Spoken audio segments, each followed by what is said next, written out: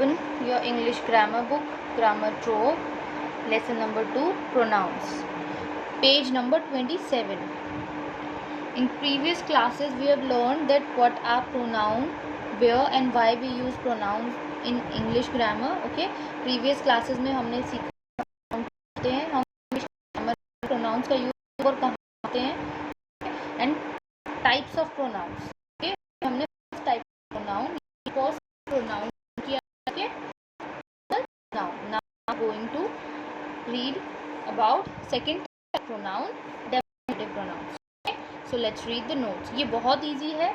Personal pronoun थोड़ा lengthy था क्योंकि इसमें 3 टाइप के pronoun थे. ठीक है, subjective pronoun, objective pronoun and possessive pronoun. ये simple. Demonstrative pronoun points out a specific person, place or a thing. Demonstrative क्या होता है? किसी भी स्पेसिफिक पर्सन, प्लेस या फिर थिंग यानी किसी वस्तु को क्या करता है? पॉइंट आउट करता है. ठीक है, पॉइंट आउट करना. जैसे वो लड़का मेरा फ्रेंड है, या वह लड़की मेरी फ्रेंड है, या फिर यह पुस्तक मेरी है, या फिर बहुत सारे ऐसे एग्जाम्पल हो सकते हैं. तो मैं क्या कर रही हूँ? पॉइंट कर रही हूँ, पॉइंट आउट कर रही हूँ. वह लड़का, वह लड़की, यह पुस्तक, वह स्कूटर. तो पॉइंट आउट कर रही हूँ ना, मैं बता रही हूँ कि वो या फिर ये. तो जिन वर्ड्स से हम पॉइंट आउट करते हैं किसी भी स्पेसिफिक पर्सन, प्लेस और थिंग को, वो वर्ड्स ही क्या होते हैं? Demonstrative pronoun.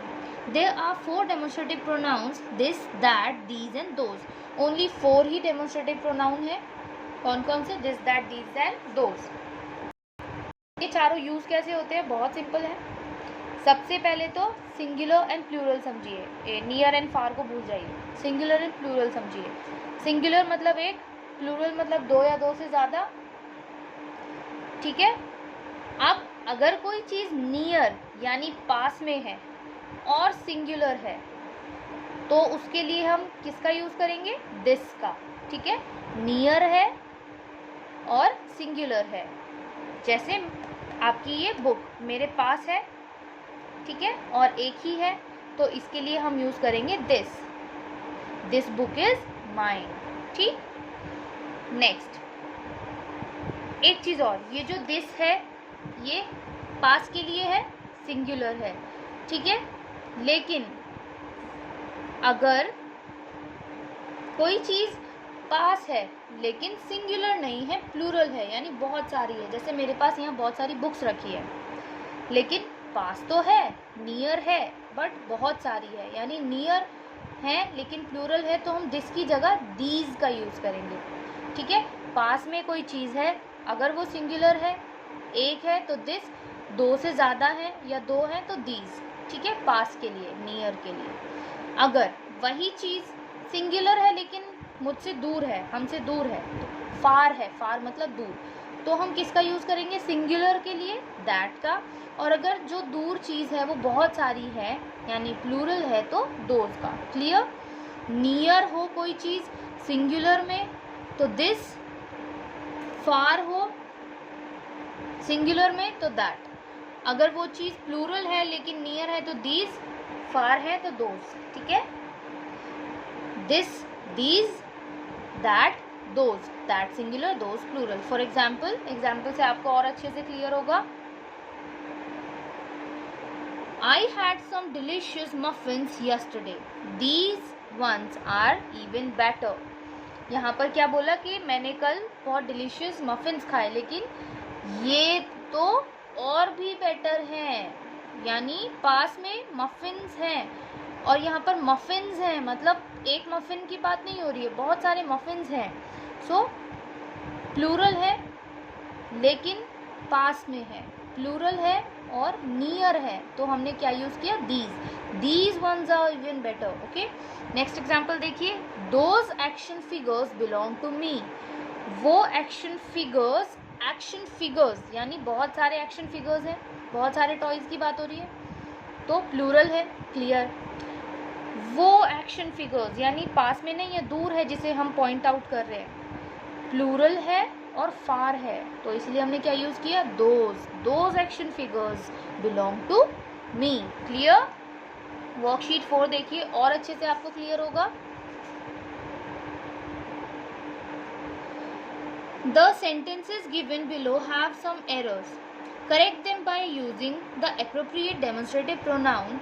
One has been done for you. यहाँ पर आपको कुछ सेंटेंस दिए हैं जिसमें demonstrative pronoun गलत यूज हुई हुई है, ठीक है, आपको करेक्ट करनी है। देखो, this are चेरी टमेटोज। अब चेरी टमेटोज यानी एक टमेटो की बात नहीं हो रही है, टमेटोज हैं, प्लूरल है, पास में है लेकिन बहुत सारे हैं, लेकिन यहाँ तो दिस है, दिस तो हम सिंगुलर के लिए यूज करते हैं।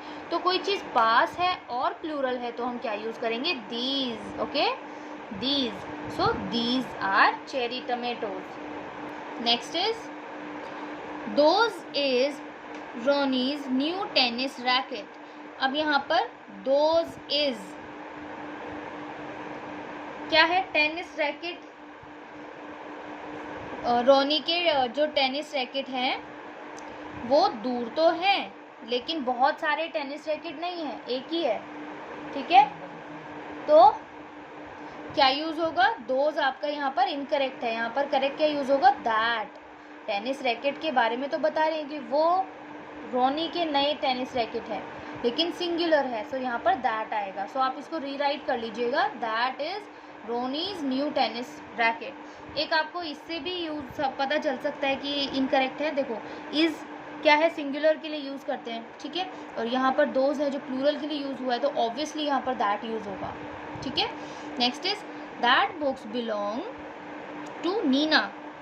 अब यहाँ पर देखो, बुक्स फार तो हैं, दूर तो हैं, लेकिन बुक्स हैं यानी प्लूरल है, तो फार के लिए जब सिंगुलर हो तब हम दैट का यूज करते हैं, लेकिन यहाँ प्लूरल है बुक्स, तो those books belong to Neena. Next is these boy is always late. अब यहाँ पर एक ही बॉय की बात हो रही है, लेकिन दीज तो प्लूरल के लिए यूज करते हैं, नियर में प्लूरल के लिए, लेकिन ये बॉय नियर तो है बट सिंगुलर है, so this boy is always late.